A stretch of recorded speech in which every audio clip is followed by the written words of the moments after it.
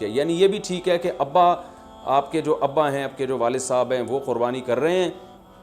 اور سب بالغ بچوں کی طرف سے کر رہے ہیں، پیسے کسی سے نہیں لے رہے تو بھی ٹھیک ہے، کوئی حرج نہیں ہے۔ یا شوہر بیوی کی طرف سے کر رہا ہے اور پیسے نہیں لے رہا اس سے تو بہت اچھی بات ہے، ایسا نیک شوہر اللہ میاں سب کو دلائے۔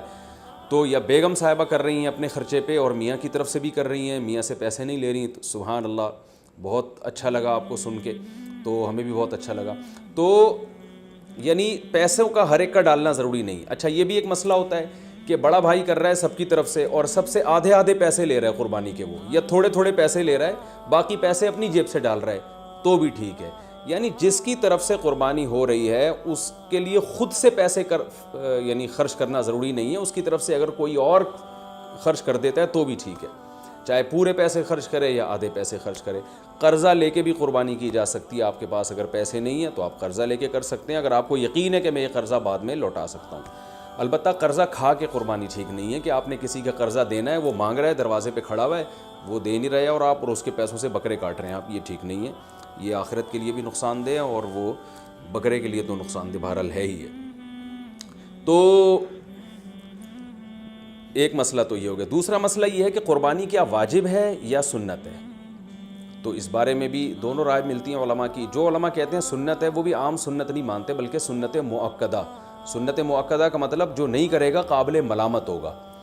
اور امام ابو حنیفہ رحمہ اللہ تعالیٰ کی رائے کے مطابق یہ واجب ہے، اور اس کی دلیل وہی ہے کہ پہلی بات تو یہ کہ عبادت ہے اور عبادت میں احتیاط کے پہلو کو ترجیح دی جاتی ہے، کیونکہ احتیاط اسی میں ہے کہ اس کو اگر واجب قرار نہیں دیتے تو بہت سے لوگ قربانی کا فریضہ چھوڑ سکتے ہیں اور اس بات کا خطرہ موجود ہے کہ قیامت میں ان کو گناہ نہ ملے، تو اس لیے احتیاط کے پہلو کو ترجیح جائے گی۔ اور مضبوط دلیل امام حنیفہ کی قرآن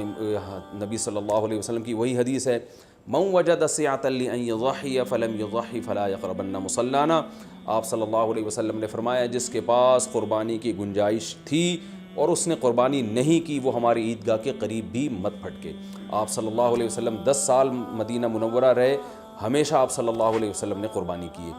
بعض حضرات یہ دلیل دیتے ہیں کہ حضرت ابو بکر اور حضرت عمر نے قربانی نہیں کی اپنے دور خلافت میں، اس سے پتہ چلتا ہے کہ قربانی واجب نہیں ہے۔ تو یہ دلیل اس لیے درست نہیں ہے کہ حضرت ابو بکر اور حضرت عمر رضی اللہ تعالیٰ عنہ مسکین تھے، غریب تھے، اگرچہ مسلمانوں کے خلیفہ تھے، لیکن یہ ان کی ایک کوالٹی تھی کہ اتنے